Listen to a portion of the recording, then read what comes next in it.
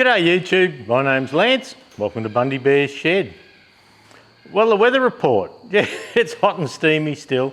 A little bit more rain around, 21 to 31 and 100% humidity. So they're saying we're going to have 10 millimetres of rain today. Overnight we had 8 millimetres, and would have been perhaps Thursday or Friday evening we had 22.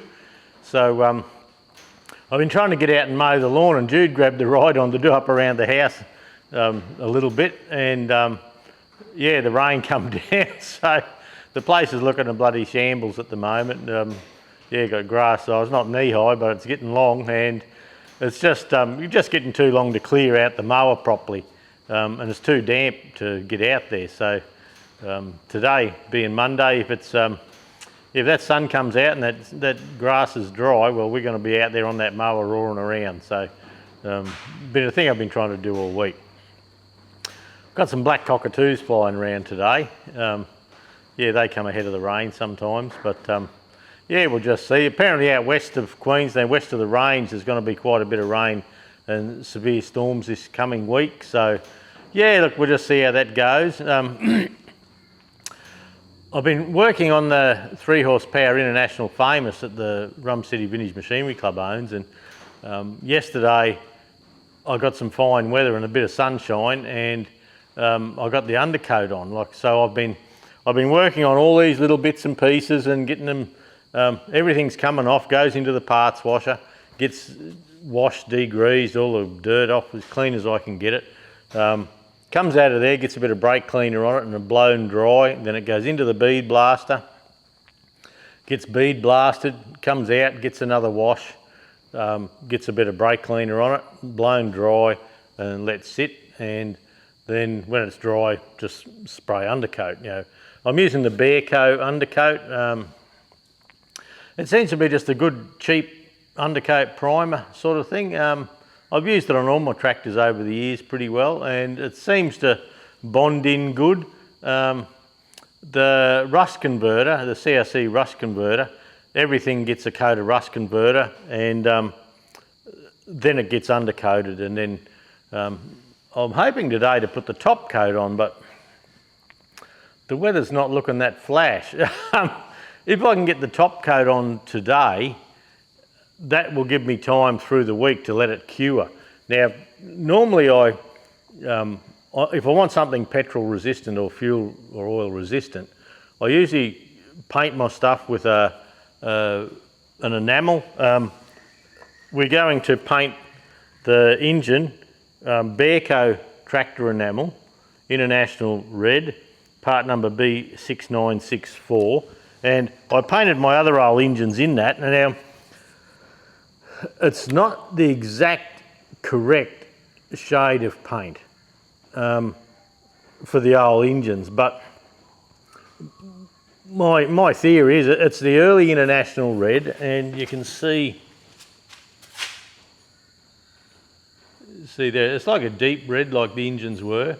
It's close, but it's not perfect. And pardon me.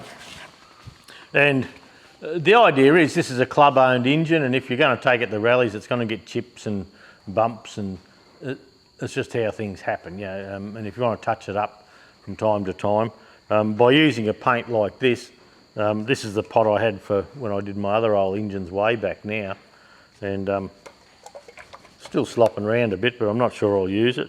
Well, I'll see if it's good and I can strain it, I'll use it. But the idea is, yeah, you can just go and buy a paint anytime. You haven't got to get a bit of extra paint mixed. God, sticky. You haven't got to get any extra paint mixed, and you can touch up nicely, and away you go. So sticking to a standard colour that you can just buy anywhere is a sensible thing. It's all right to have proper colours mixed and that, but yeah, I don't know, for something that, see, I don't own this engine, the club owns it, and once it's done, it'll go into the club storage sort of thing, and members that want to take it out, you know, can sign it off and take it out and display it on behalf of the club. So it's bound to get knocks and bumps and things like that. So just how it goes. So most of the week I've been putting in after work on this little engine, and there's not much to film on it. I haven't been filming any really. It's just, you know, you get a part, you clean it, you check the rollers free, you do whatever you got to do, lubricate it, make sure everything's working, do the sandblast procedure and all that, and it's just dull and boring, and you do get a bit sick of it. The fuel tank here, this isn't the genuine fuel tank. The fuel tank has been made at some stage, but it's got the genuine fittings in here, and this drain fitting down the bottom here on the tank, you can just see that, yep. What happens is that this engine is always supposed to be on a skid, and this bottom of the tank here sits on the frame, and this fuel tank drain sits low, and people don't realise or don't know, and they sit the engines on them, and this one must have been on it for some time because it's a quarter NPT thread, and the little hex, the little square on top had been ground off, and this is dinted up a little bit, and there was a slight little crack in the tank here, and I thought, oh, I wonder if I try and solder that up, but it wasn't leaking. And so I thought, oh, I best leave alone. But to get that bung out, I actually had to drill him out, and I had to drill him out, tap the thread, and I've gone to town, and because this is a tapered thread, well, tapered threads aren't made to go in and out all the time. So what I've chose to do is I've got an adapter here, so the adapter can screw in. The thread's a little bit looser than I'd like it, so I'll probably glue it in, and that can go there. And I've got a JIC, 9/16 JIC cap. So tapered threads aren't meant to be undone and done up all the time by their very nature, but a JIC with a tapered seal here, that is. So that's what I'm going to do with it. If anyone needs to drain the fuel or gets a bit of water in it, or just fuel gets old but from sitting, they can just pop this cap off and put a tin under the transporter and drain the tank. Then the tank wasn't leaking, but I put for those who follow Facebook and Instagram, you can see I put the bore scope down into the tank, and well, I rinsed the tank, I flushed the tank. The amount of stuff, like I got a handful of rusty particles out, and I thought, oh, what do I do? You know, like we're going to see John the Tank Man Gilbert down there, Mildura, shortly, but like a new tank's another $225, $30, something like that. He said about $250, but I've got a quote. I've paid for a couple of tanks, but I'm not sure I need to put that much more into it. But so anyway, I cleaned the tank and I flushed it. Then I ended up flushing it out with thinners and let it dry, blew it dry and that, and put the bore scope in, and you could see all the rust where it had started pitting on the bottom here, but they're not deep pits. So what I've chose to do, and you can see the little bits of red here, and where are we? Oh, here. And where this little crack was, I must have cleaned the rust from inside it, because I chose to use, well, put that down there. I chose to use this red coat fuel tank liner. Now this is good stuff, made in America. It's good gear, and I chose to use that, so I cleaned the tank right up and put that in. So I've put a coat of that in, and I put the bore scope in again, and it seems good. It seems to have taken well. There's a thin covering over everything. This stuff's good for like alcohol, everything.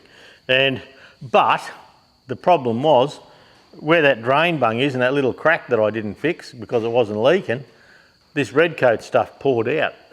And I thought, you bastard.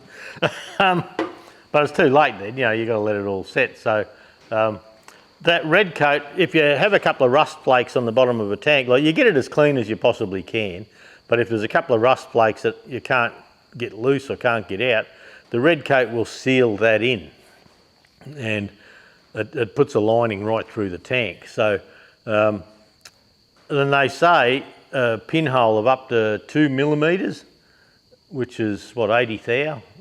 Yeah. the red coat will fix the leak. So it's going to be interesting to see if that leak is fixed with the red coat. They say it will, and it was just no way was it 2mm. Wouldn't have been 1. And pardon me. So I am probably going to.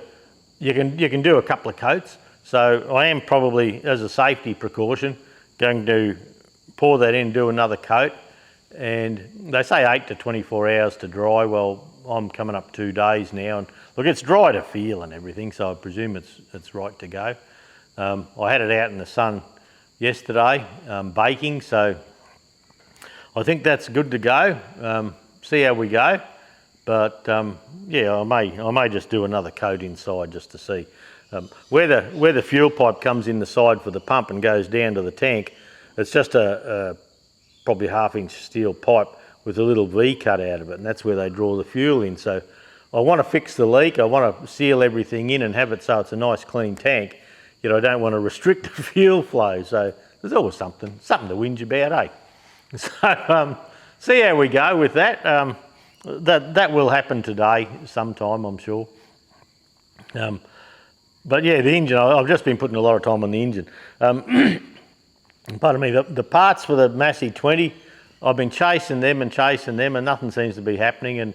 And yeah, they told me they were ordered before Christmas and I should have them between Christmas and New Year's. Well, nothing showed up, and nothing showed up this last week. Yet I got the statement from Sparex, and there was no mention of the parts that I'd ordered on the statement. So what happens, even though Sparex sort of sponsor the channel, I still get an invoice for parts, and it's just, I do pay for things, but it's very cheap. So anyway, but it's that cheap that it's got to go through my rep to the manager, and then he's got to sign it off. So people just aren't getting parts out the door, so he's got to sign it off. So yeah, anyway, before Christmas it was going to happen, and it didn't happen. There's nothing on the statement. So I chased it up last week, and yeah, nothing's ever happened with it. But now the manager's gone on holidays, and he'll be back today. And you know, the rep says, "Oh yeah, no worries, we'll get that on. He'll do that on Monday. We'll get them ordered Monday." But I can imagine one of the managers of Sparex, his first job of a Monday morning is not going to be to sort Bundy Bear out. So that's at a standstill. I'm getting messages on saying, "Well, when's your next video on the Massey 20?" I might try and do the foot throttle one, but I've been trying to get the tractor running first, and I haven't been wanting to put all the power steering stuff on and run the tractor up just to pull it off, because it was going to be here the week before, it was going to be here before Christmas, then it was going to be between Christmas and New Year's, and now it's going to be another week probably. So, well, we're getting closer and closer, but it is frustrating, I must admit. I'm trying to keep a bit of a roll going on that tractor, and it's just bloody near impossible. But anyway, I just want to fix that steering before I can do anything else. Gordon Ellis. Gordon Ellis, he sells a few second-hand Fergie parts in Australia here out at Inverell, New South Wales, and he's a mate of mine. We sort of bounce off each other, have a bit of fun. And I hit him up for a 65 dash and a 65 battery box, because if you've been watching my stew, you'll know how crappy mine was. Well, we got it. Another mate, Tommy Horwood from Rural Wrecking, he was going out to Gayndah to pick up a machine that I'd arranged for him. And so Gordon got the dash and the battery box and gave it to Tommy. Then Tommy bought it from Inverell, New South Wales to Gayndah. And then Ken from Gayndah, he come over to get some parts early in the week, and he brought them over to Bundaberg. So we've got the parts. And Gordon told me, he says, I've got a good dashy for you, Lance. He says, you just got to give it a kiss and a cuddle and put it on. I thought, oh yeah, okay, that's good. So, but anyway, look, it come, and you should see it. It is just bloody beautiful. So, look at that. It's just a perfect example. There's not a thing wrong with it. So that'll make the tractor a nice. That'll help. That's where his little invoice was. I've got to get that off, but yeah, like, it's just a beauty. And the battery box he sent, it's a beauty as well. Like that's the battery box and there's no rust pitting or anything there. So really pleased with all that.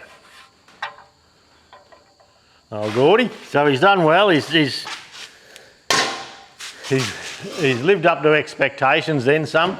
The funny thing, he said, I'll put the invoice for the dash on the dash there, Lance. And I said, yeah, all right. So I got the invoice, and he did mate's rate, $66 for the dash, and then he's got freight to Tommy Horwood, which is just down the road, one ice cream. So I owe him an ice cream. So next time I see him, I've got to give him an ice cream. Poor old Gordy. His health's not the best at the moment, but he's battling on. But like he says, he's doing what he likes doing, and he's going to do that till his last breath. So yeah, he's enjoying it, and yeah, good to ring up and have a yarn. So that's an interesting thing for the 65. That might give me a bit of. So I've got to get that battery box cleaned up and on before I can put the fuel tank and all that on the tractor. Which I've got the fuel tank over here all cleaned up. It's sparkling. But I just need to sand it and undercoat it and that now. So this sort of weather, yeah, showers come over. It's hard to film in the shed, but I can do bits and pieces like that. Possibly not top coat painting, but just getting a bit of primer on that so it matches the rest, and getting the fuel lines in and lined up and all that. I can do a bit of tinkering there. So yeah, see how that goes. I think I've still got shit everywhere. I got the rings on the piston on the Famous. I've got the engine all assembled and undercoated, and at the end there's a walk around video of that. And like I say, today I'm hoping to get the red on, and if I get a sunny day and I think the humidity's down a little bit, with the red paint, I don't know if I mentioned before, with the red paint, I use the Bearco paint with the Bearco thinners because we know that matches, and Bearco paint's actually Wattle brand in Australia, and like my 135 and all that's their paint, there's no problems with it. Years ago the Bearco paint was a cheaper one and it went chalky very quickly, but Alan hopped onto that and it's a far better quality paint now. And but what I do is I always put a hardener in it. I use enamel hardener, and what that does, it changes from an air cure, just let it dry over a few hours. The enamel hardener, or enamel add we call it, or it's just a hardener,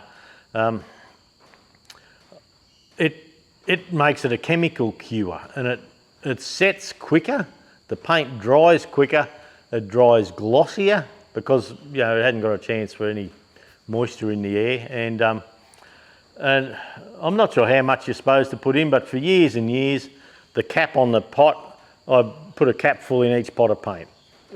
I don't know how many years I've done that for, and it seems to work. It seems to make the paint a harder, more robust finish. Where the bad thing about it, I suppose, is if a stone comes up and hits your bonnet and you got normal paint, you just get a tiny little mark on it.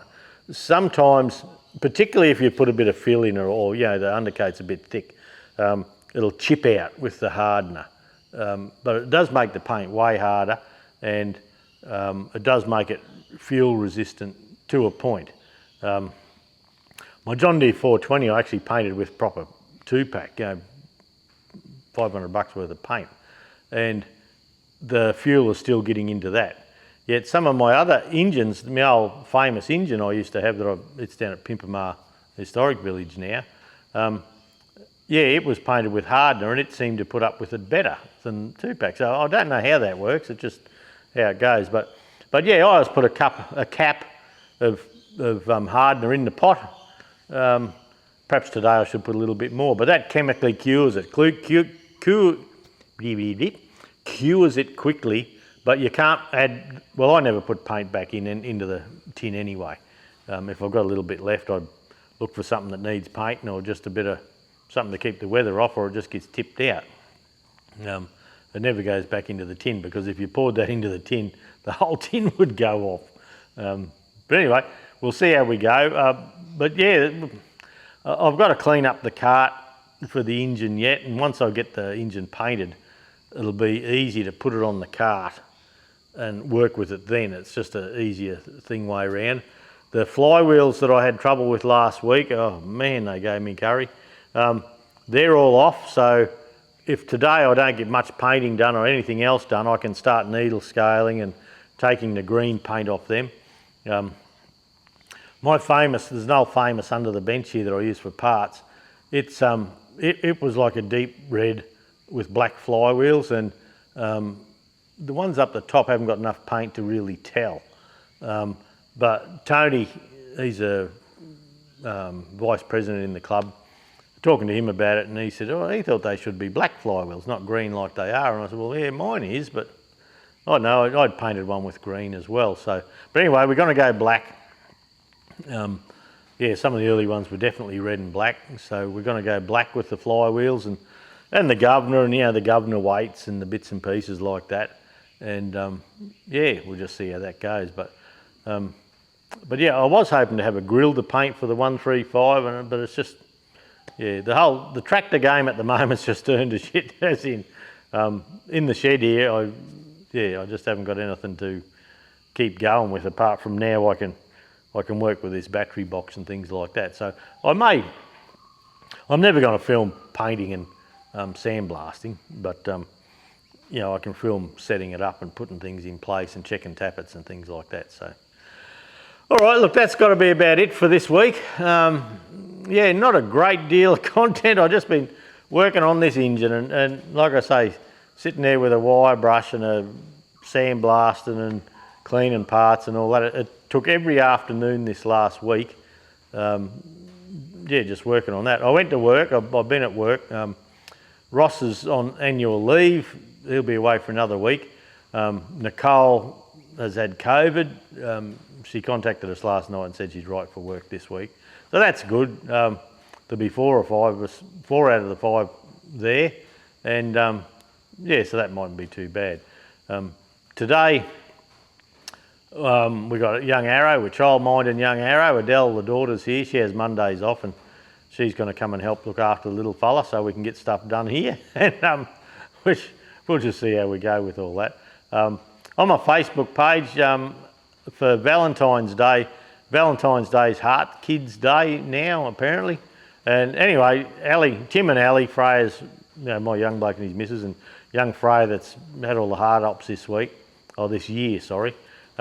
They've started up a little donation page, just for a charity thing. So it's out there. I've put that on Facebook. If you want to help out there, help out. If you don't feel bad. Yeah, it's just putting back. I think they're doing it just to put back from all the help they've had from down there. So help fund the research into heart kids. So anyway, see how that all goes. But that's about it. Oh, no, it's not. Nowhere bloody near about it. I'll waffle on sometime. Hang on a sec. Yeah, what I meant to tell you is, through this, Stu, and I just had a brain fart, is this year, just this last week, we've hooked up again with the Fergie Fire Up, which is at Ballan in Victoria, down near Ballarat. And Judy and I are heading down there. We usually go the coast road because it's, if you look at Bundaberg and Victoria there, you don't normally go the coast road past Port Macquarie, Newcastle, Sydney and all that. You head down the Newell, which is like Moree, Condobolin and things like that. But this time we're not taking the Land Cruiser, we're taking our little blue ASX. We've only done 400 kilometres in that car in a year, and Jude said, it'd be nice to take that and play Terry Tourist a bit. And I said, all right, we'll try and work with that. So it's on the weekend of the 17th of March, and we've come on board as a sponsor there, and we're going down to have a look.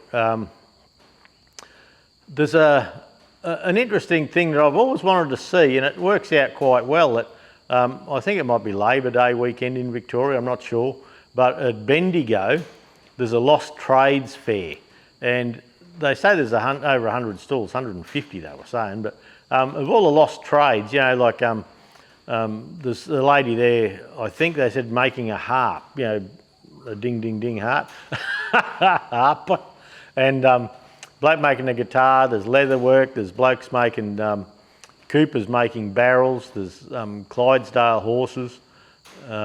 It's at the race course in Bendigo, and last year we were down there for the Fergie fire up, and it was on the same weekend. And I said to Jill, I'm going to come down one weekend and go to that. And anyway, so it's on. So we're heading down to Victoria in the month of March. So yeah, we're heading down the coast road this time, which is something different for Judy and myself. We always just shoot down the back with the Land Cruiser, but now we're taking a little Terry tourist car. Yeah, it's a little Mitsubishi ASX, and it'll travel on nothing, and it'll fit our ports in the back. And so we're going down to last year we saw the Begonia Festival in Ballarat.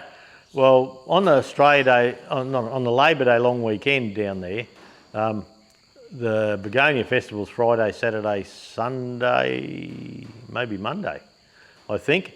And Jude loved it, and she said, oh, that was nice that day. And so what we're doing, we're going to head to Ballarat on the Friday. We're going to go to the Begonia Festival. On the Saturday, we're going to shoot up to Bendigo and go to the Lost Trades Fair and spend one, maybe 2 days there, depending on how it goes. I find it odd down Victoria, like the gates open to the public at 10 a.m. In Queensland here, we're ready for smoko then. A lot of places open at 8:30, something like that, to let people in. But yeah, anyway, just how they do it. And then I've been talking to John, the tank man Gilbert, and anyone in the stationary engine game, if you're on an Australian page for fuel tanks and that for old engines, John the tank man Gilbert, he's the man to go to. So I've been talking to John, and he's going to make me a cooling tank for one of my famous engines, the next one we're going to do. And he's going to make me 2 fuel tanks. I have a couple of engines with no fuel tanks at all. But I did have an old genuine International Harvester fuel tank with the arse rotted out of it. So he's given me a price and I've paid for him. And he's asked, can I send one of the old fuel tanks down, my old fuel tank down, just so we can get all the fittings right in the right place and all that. So that's getting posted away today. And then so between the weekend at Ballarat at the old trades fair, we're heading up to Mildura. So that's what, 4.5 hours, something like that. And we're going to go up and say good day to John and have a chat. And yeah, we've been to Mildura before, but anyway, we're going to go and talk to old John and pick up these tanks. There's a cooling tank and 2 fuel tanks, plus our old one, so that should fit in the back of the ASX. And yeah, then we're going to head back down, and we're thinking of crossing across into South Australia to Renmark and then coming down, so we're ready for the next weekend at Balan. So we haven't made our mind up there yet. But once we finish at the Fergie fire up, we're going to have to hot foot at home. That's on the 17th of March, I think. We need to be back in Bundaberg perhaps the 22nd, 23rd to start paying the bills for Queensland Tractor Spares and things like that, do all the accounting stuff. We find if we're away between the 25th and the 30th of any month, it just becomes a shambles. You know, you're trying to pay stuff on the road and check accounts off and all that, and it's not a holiday. So we're going to try and leave Bundaberg here 28th of February, sorry.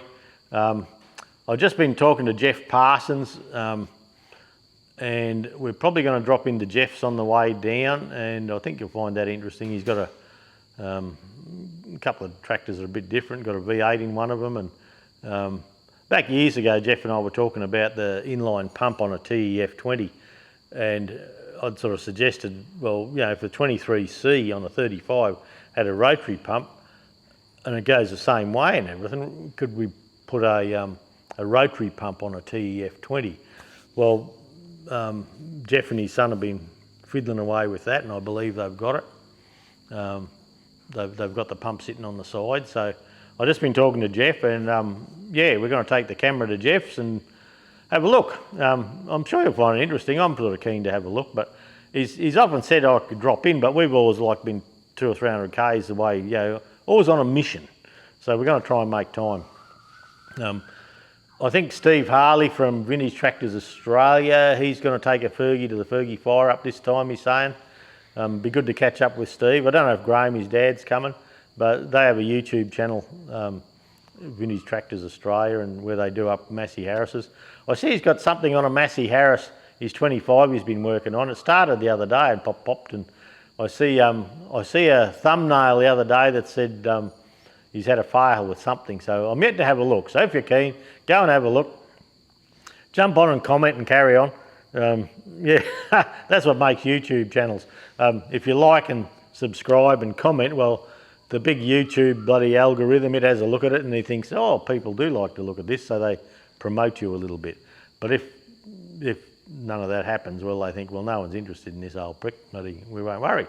So, but anyway, yeah, some of the names that we've never seen, you know, people that we've chatted to on Messenger and all that, we're going to be catching up with, so that'll be nice.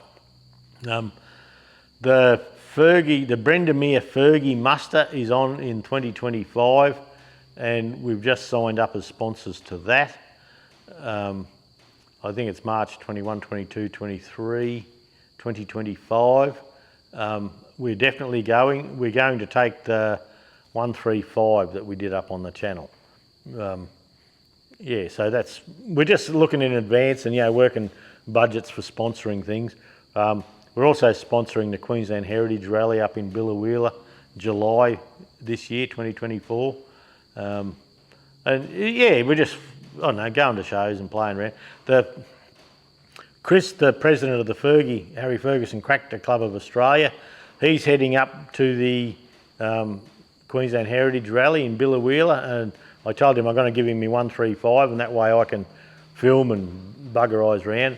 And he's going to try and muster some of the Fergie Club members to go to the Fergie fire up and see how many we can get there. So I'll be catching up with him, a couple of the other old blokes. I haven't caught up with Vern yet, Vern Finlay, he's the technical officer for the club.